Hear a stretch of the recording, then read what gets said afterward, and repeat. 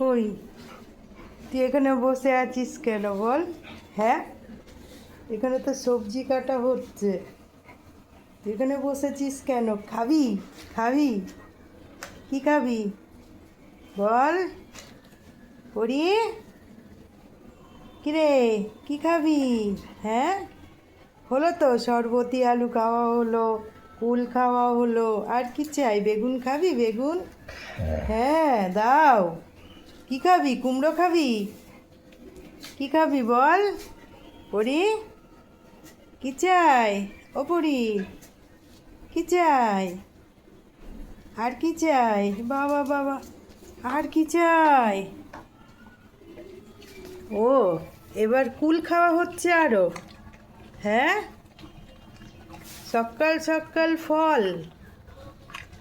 হ্যাঁ, ও বুড়ি দাও।